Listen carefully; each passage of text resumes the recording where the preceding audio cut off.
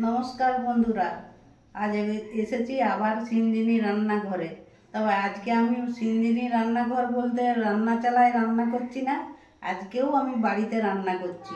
কারণ প্রচণ্ড বৃষ্টি, রান্নাঘরের অবস্থা খুব খারাপ হয়ে গেছে, সেই জন্য আমি বাড়িতে রান্না করছি। তো আজকে যে রেসিপিটি আমি বানাবো, ঢেঁড়স আলুর তরকারি। আমি দেখতে থাকুন আমি কিভাবে বানাই, ভিডিওটি সম্পূর্ণ দেখুন। তো চলুন বন্ধুরা, আমি কি কি নিয়েছি দেখুন। বন্ধুরা দেখুন, আমি কিছু ঢেঁড়স নিয়েছি আর কিছু আলু নিয়েছি, আর নিয়েছি পেঁয়াজ কুচি করে নিয়েছি, টমেটো কুচি করে নিয়েছি, আদা গ্রেট করে নিয়েছি, রসুন কুচি করে নিয়েছি, আর ধনা পাতা নিয়েছি। মশলার মধ্যে নিয়েছি লঙ্কার গুঁড়ো, হলুদ গুঁড়ো, জিরা গুঁড়ো, ধনা গুঁড়ো, গরম মশলা আর একটু আমচুর পাউডার।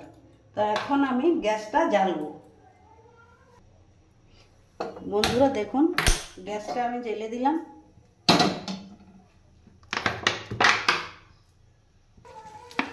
বন্ধুরা দেখুন, কড়াইয়ে তেল দিয়ে দিলাম আমি।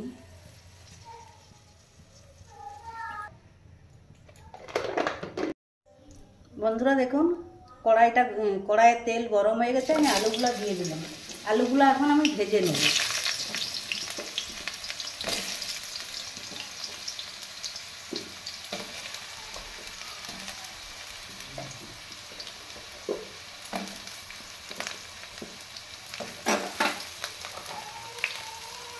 আলুটা ভেজে নেবো, একটু নুন দিয়ে দিলাম।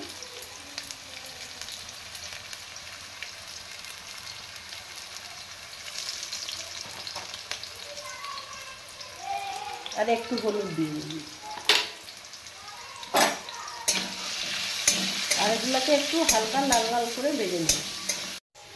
বন্ধুরা দেখুন, আলুগুলো ভাজা হয়ে গেছে, আমি এখন আলুগুলো তুলে নিচ্ছি।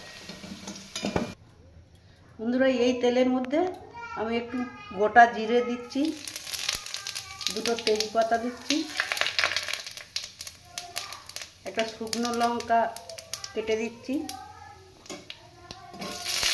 এগুলোকে আমি ভালো করে ভাজি।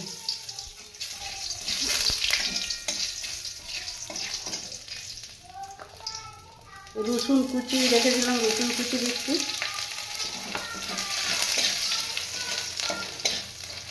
গন্ধটা যা উঠেছে দারুণ। রসুন কুচিগুলো ভেজে নিলাম। আদা কাঁচা লঙ্কা গ্রেট করে রেখেছিলাম, এটা দিয়ে দিচ্ছি।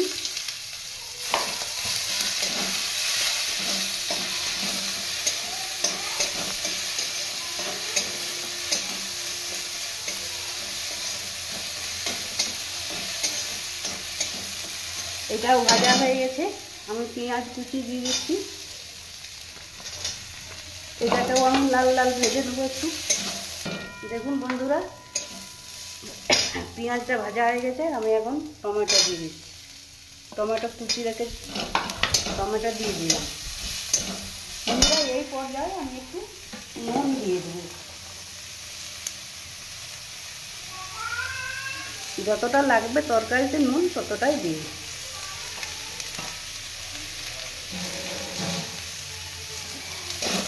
কষতে থাকবো এতক্ষণ।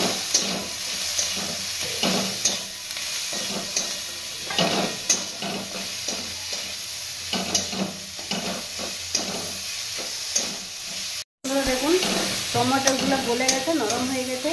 এই পর্যায়ে আমি এখন এই যে মশলাগুলো নিয়েছি, এটা একটু জল দিয়ে দিচ্ছি। জল দিয়ে গুলে দিচ্ছি মশলাটা, এটা এখন দিয়ে দেবো এর সঙ্গে। এটা একটু ধুয়ে জল দিয়ে দিব।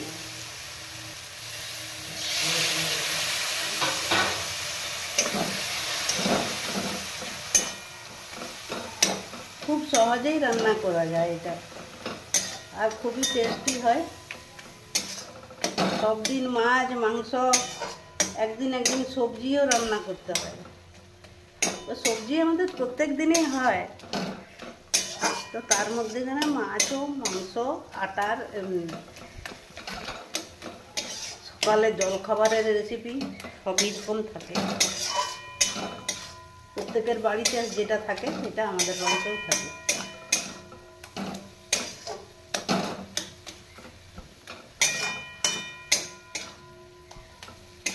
মশলাটাকে ভালো করে কষে নিচ্ছি।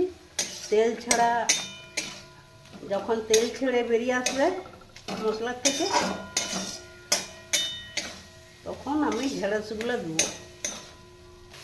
বন্ধুরা দেখুন মশলাটা সুন্দরভাবে কষে নিয়েছি। এই পর্যায়ে আমি এখন ঢেঁড়সগুলো কেটে ধুয়ে রেখেছিলাম, ঢেঁড়সগুলো দিয়ে দিচ্ছি।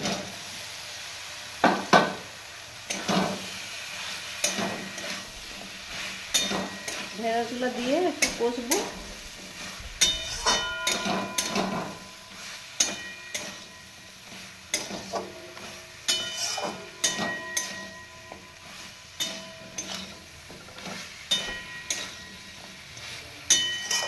এমনভাবে কষবো, কষাতেই অনেকটা রান্না হয়ে যাবে। বন্ধুরা দেখুন আলুগুলা যে ভেজে রেখেছিলাম সেই আলুগুলোকে দিয়ে দিচ্ছি এই পর্যায়ে।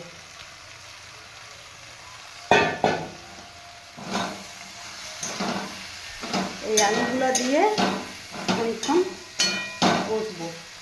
বন্ধুরা কষতে কষতেই আমার তরকারিটা হয়ে গেছে, মানে একটু সামান্য, তাও আমি জল ঢাকা দেবো। জল দিয়ে আলুগুলো মানে 50% উপরে আলুগুলো সিদ্ধ হয়ে গেছে। আর একটু জল দেবো, আর ঢেঁড়স তো তাড়াতাড়ি সিদ্ধ হয়ে যায়। আর একটু জল দেবো সিদ্ধ হতে।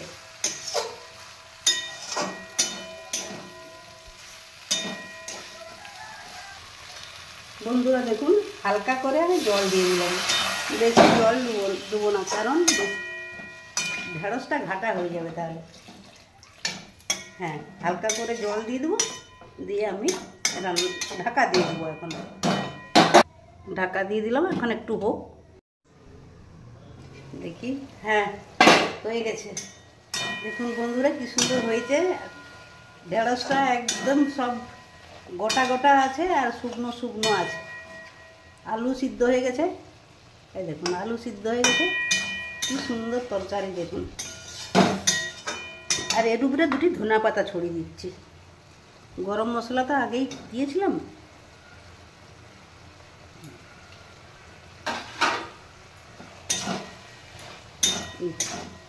বন্ধুরা দেখুন একটু ঘি দিয়ে নামিয়ে নেবো। ঘিটা পর্যন্ত বৃষ্টিতে বসে গেছে।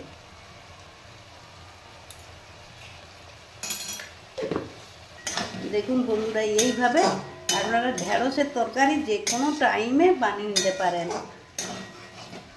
আমি যেভাবে বানালাম, অনেকেই বানাতে জানেন হয়তো ঢেঁড়সের তরকারি, কিন্তু এটা খেতে খুবই সুস্বাদু লাগে। আর একটু মিষ্টি দেবো। বন্ধুরা দেখুন একটু মিষ্টি দিয়ে দিলাম, চিনি।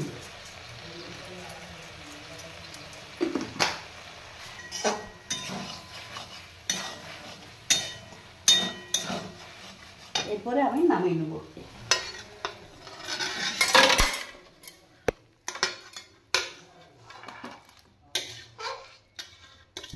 একটু সহজেই বানানো হয়ে গেল। এইভাবে আপনারা বাড়িতে ঢেঁড়স, আলু, পেঁয়াজ, রসুন সব রকম দিয়ে তরকারি আপনারা বানাতে পারেন। আপনাদের সঙ্গে এই তরকারিটা শেয়ার করলাম আজকে। এখন ঢেঁড়স পাওয়া যাচ্ছে এবং খুব সস্তায়। বন্ধুরা দেখুন ঢেঁড়সের তরকারি কত সহজে বানিয়ে ফেললাম।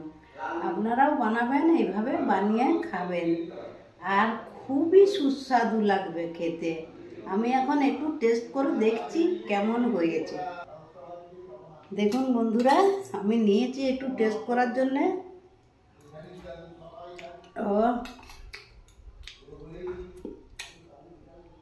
অত্যন্ত মানে সুস্বাদু খেতে, কি দারুণ টেস্ট, খুবই সুন্দর। ঢেঁড়স দিয়ে এইভাবে আলু দিয়ে তরকারি বানাবেন, দেখবেন এরকম শুকনো শুকনো বানাবেন, দেখবেন খেতে খুবই সুন্দর লাগবে, খুবই ভালো লাগবে। আর বন্ধুরা ভিডিওটি আমার দেখবেন, আর যারা এখন প্রথম থেকে শেষ পর্যন্ত ভিডিওটি দেখলেন তাদেরকে অসংখ্য ধন্যবাদ।